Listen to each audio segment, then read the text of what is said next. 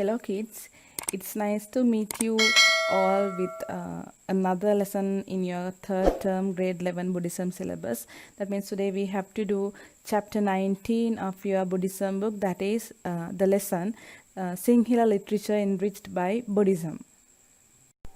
In this session, I would like to revise all the literary eras that we have discussed in grade 10, and from this lesson, we will be able to learn about great prose and poetry books which were written in Dhammadena literary era, Kurunagal literary era, Gampura literary era, Kotte literary era, and Kandiya literary era, and modern times as well, and some of the great scholars who wrote many books that are related to Sinhala literature will be discussed in this lesson. I think you all can revise that we have done 3 literary eras when we were in grade 10. Those were Anuradhapura, Polonnaruwa and Dhammadeniya. When we were doing those lessons, I think you all can remember we discussed what were the great literary works which were composed during these 3 literary eras as well. Especially when we were talking about the Anuradhapura literary era, we learned that the oldest Sinhala literary work was Sinhala Attakatha or Hela Atua, and when it comes to the Polonnaruwa literary era, we learned about Ammawathura, Dharmapadipikawa, Butsarana, Muadevudawata and Sasadawata in detail. And as well as when it comes to the Dhammadeni era, we discussed about Pujavaliya, Saddharmaratnavaliya, Daham Sarana, Sangha Sarana and Kausilumina, which was composed by a great ruler in Sri Lanka called King Parakram Bahu II. I think you all can remember that this king was named as Kalikala Sahitya Sarvaknya Pandita because of the great literary work he did to uplift Sinhala literature. With that, we'll move to the literary eras which we have to do in grade 11 syllabus. For that, we'll start with Kurunagala literary era. Actually, during this Kurunagala literary era, many prose books were published, and this Kurunagala is also known as Hasti Shaila Pura. When talking about the literary works which were written during the Kurunagala literary era, 3 books play a very important role in Sinhala literature. They are Pansiya Panas Jataka Pottu Wahanse, Sinhala Bodhi Vanshaya and Thupa Vanshaya.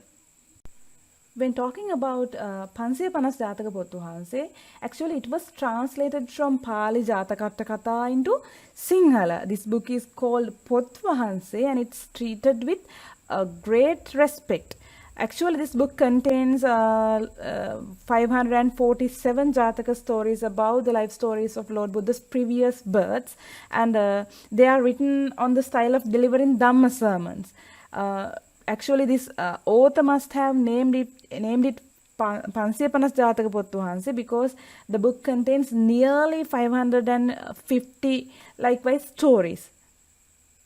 When talking about Sinhala Bodhi Vanshaya, it is considered the translation of Pali Bodhi Vanshaya, and it gives us a description of the history of Jayashree Mahabodhi, under which Lord Buddha attained enlightenment. We all know that. And there are many other descriptions about Jayashree Mahabodhi being brought to Sri Lanka, planting of various bodhis like Ananda Bodhi, Astapala Bodhi, and Detispala Bodhi as well. These are the facts that we can see in this book, Sinhala Bodhi Vanshaya. And when it comes to the Thupa Vanshaya is a book which was written by an author called Vidya Chakravarti Parakrama Pandita, and it gives us a description of Ruwanveli Saya, the Mahastupa or Ruwanveli Saya. It also describes the history of the Sasana, information on sacred relics and facts about ancient society as well. And further, it brings a description of how Ruwanveli Saya was constructed and the raw materials supplied for it. Actually, construction of this Mahastupa or Ruwanveli Saya was a big task. All these information are well stored in Thupa Vanshaya. If anyone wants to find more information about constructions of Ruwanveli Saya or about the history of Sasana and information on relics and facts about ancient society, it's better if they read Thupa Vanshaya. Next, we'll talk about the Gampala literary era. The Gampala literary era is very important because the introduction of the Sinhala Sandesha Kavya took place during this Gampala literary era. That is the specific feature that we can see in this Gampala literary era. And although there had been epic poems in other languages, this was the first time that Sandesha Kavya were composed in Sinhala. Even though there were many epic poems which were written during other literary eras, this was the first time that those Sandesha Kavyas were written in Sinhala language. An important work of this kind is Mayura Sandesha, which was written during the reign of King Bhuvanikabahu V of Gampala literary era. It's a message sent through a peacock from Gampala to God Vishnu, who was in Dondra. Actually, there are no records of the author of this Mayura Sandesha, and as well as the Tisara Sandesha was also believed to be published during this Gampala literary era. We can see many similarities between this Mayura Sandesha and Tisara Sandesha. We can say that it's because both the books were written during the same literary era. There can be some similarities between them. Next, we have to discuss about the Kotte literary era. When it comes to the Kotte literary era, it is recognized as the golden era of Sinhala poetry. The reason for this is many scholars during this period engaged in writing literary works competitively. There was a competition among the scholars to write books during this literary era, and a great number of books were produced in this era as well. When talking about the scholars who wrote books during this Kotte literary era, two major roles play a very important role. They are Shadbhasha Parameshwara Totagamuni Sri Rahula Thero and Vidagama Maitri Thero. They are the most prominent scholars among the scholars who wrote books in the Kotte era. When talking about Totagamuni Sri Rahula Thero, we can say Salalihini Sandesha, Paravi Sandesha, Kavya Shekare, Panchika Pradeepa and Buddha Prasadini are only a few examples for books which were composed by Totagamuni Sri Rahula Thero. And Lovada Sangarava and Buduguna Alankara are only two books which were composed by Vidagama Maitri Thero. By looking at the examples, the number of books that they have composed during this era, I think it's clear for you all how much they have spent their time to compose these literary works. Further, there are many other prose and poetry books which were written during this period. For an example, Kokila Sandesha, Gira Sandesha, Hansa Sandesha, Daham Gatamalaya, Chula Bodhivansha, Parakumbha Sirita and Guttila Kavya are some of the popular ones among the books which were written during this Kotte literary era. I think it's clear for you all why I said that Kotte era is considered the golden era of Sinhala poetry.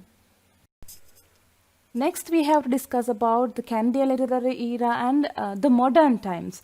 When we are talking about the Kandya literary era, we can see that there was a decline in the education of bhikkhus. The main reason was Sri Lanka was under the rule of several European nations such as the Portuguese, the Dutch and the British. Actually, the British started the missionary education in Sri Lanka. Unfortunately, the Sri Lankans had to embrace their religion, that means Christianity, and as the result they had to learn Christianity in schools, that is known as the missionary education. Actually, that was not Buddhist education. Instead of the books written on Buddhist themes, books were written on some other themes. That was a problem in Sri Lanka. So that the Buddhist education based on the temple and Pirivena that pioneered in producing erudite Buddhist monks declined in stages. Gradually, it began to decline. The Buddhist education began to decline.